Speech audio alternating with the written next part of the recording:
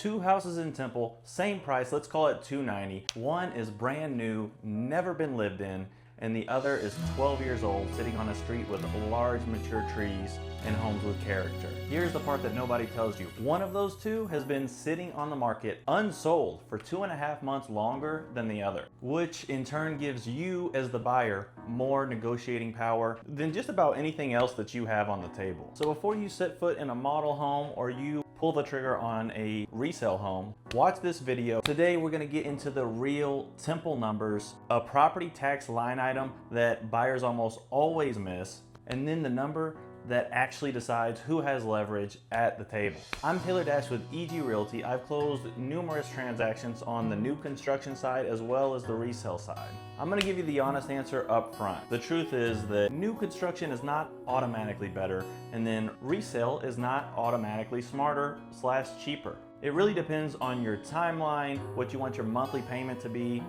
and your tolerance for hidden costs. The mistake is comparing only the list price. The latest MLS data poll, you got new construction selling at a median of $290,950, and resale is selling right at a median of $265,000. That means that new construction was about $25,950 higher than resale at the median. But that's just the first layer. The real question isn't which one has a cheaper listing. The question is which one gives me the best deal after you consider payment, inspection risk, taxes, incentives, and leverage. And that is exactly what we're going to talk about today.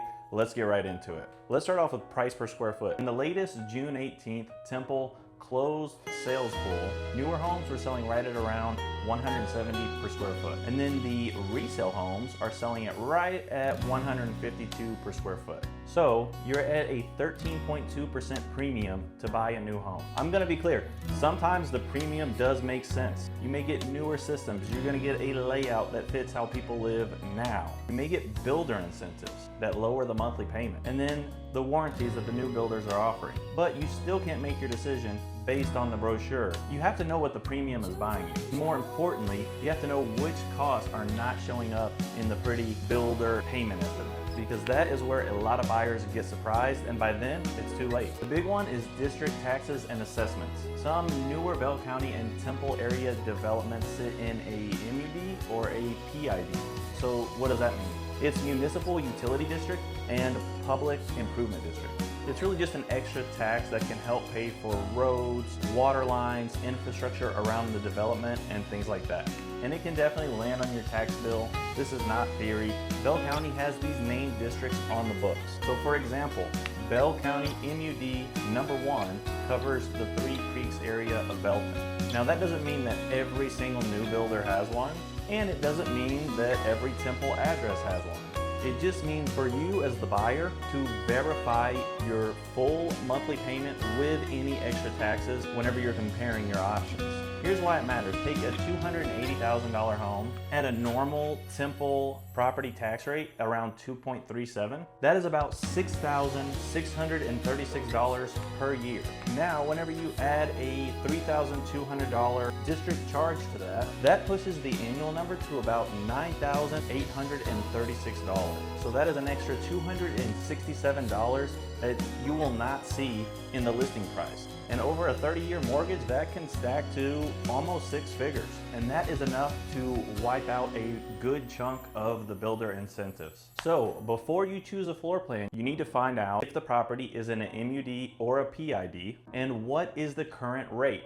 Don't assume that it is, don't assume that it isn't. You have to verify the exact address. All right, now let's get back to the number from the beginning. In the last MLS poll, resale moves in about 56 days, whereas new construction moved in about 133 days. So that is a 77-day gap, and it's not just one random house. That is 122 new construction homes compared against 299 resale homes. And then most buyers will read that wrong. They'll think if new construction is sitting longer, maybe there's something wrong with it. So that's not always the case. Sometimes it's just inventory, sometimes it's the timing, sometimes it's a finished spec home that the builder needs to move. But for you, as the buyer, low market time is not your problem, it's your leverage. When a finished spec home sits on the MLS, the builder is likely carrying interest, taxes, insurance, and opportunity costs every single day that that home is sitting on the MLS. And that pressure can create room for price reductions, seller paid closing costs, and rate related incentives. As of the June 19th builder incentive feed on my website, there were 56 detected Temple incentive cards. Some of the listings showed fixed rate language like 4.99%, 2.99%, and then some of them showed price reductions, and then some are showing closing cost incentives. These are taken from the MLS export that I do every single week. They do still have to be verified with the builder, and I stay in contact with these builder reps. So if y'all want to get the most up-to-date builder incentives, reach out to me. You can call me, you can text me, you can email me. I have my Calendly right down below. We'll get on a 15-minute call. No pressure at all. Let's keep going. These incentives are subject to lender terms, buyer qualification, fees, preferred lender rules, and change. But the signal is real.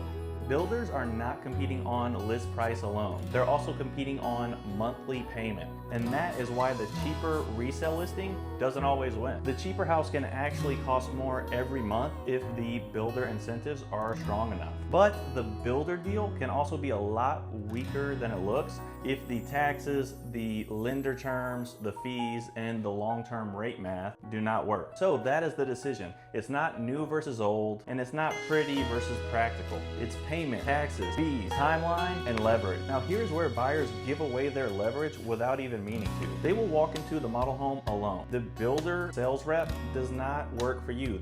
They work for the builder. So they are representing the builder's side of the deal. So that doesn't make them bad. That is just who they work for. So before you tour, get your own agent involved and make sure that you have everything in writing prior to registering with the builder. And it doesn't cost you anything at all to be represented by an agent of your choosing. Normally, builders have already budgeted the buyer's agent commission. So it won't cost you anything at all to have your own agent working for you. So don't ever worry about the cost because they've already budgeted it and you need somebody negotiating on your behalf. So it typically costs you nothing out of pocket, but you always have to make sure everything is in writing beforehand. Walking in alone usually does not save you money. It's really just removing the person who helps you compare the builder offer against resale options, the tax bill, the inspection risks, and the monthly payment.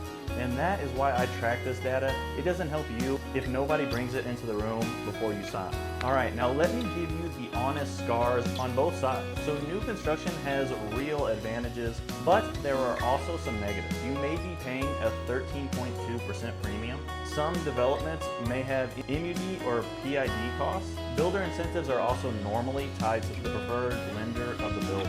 And then even on a brand new home, you still need an independent inspection. Walk new builds where the finish work wasn't done at the final walkthrough. So new doesn't mean skip the inspection. So resale has kind of the opposite. You're going to be buying older systems, the important expensive stuff, the roof, the HVAC, the plumbing, the foundation. Those are property specific, so you don't guess. You have to get an inspection and then budget and negotiate based on what the house actually needs. Resale sellers also may not offer the same visible incentive stack that a builder is offering. And then also the right resale home can still draw competition because buyers want the same combination of price, lot, location, and timeline. So neither path is the easy button.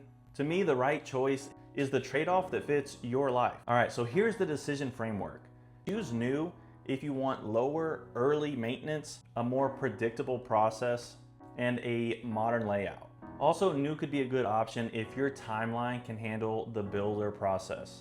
Your options open up a lot more if you have more time. Choose new if the incentive math still works after you consider the taxes, the insurance, the HOA, the lender fees, and what happens whenever the rate changes. There are two gates that I would not skip. Gate number one, your budget still needs to work after the MUD and PID taxes are included in the monthly payment.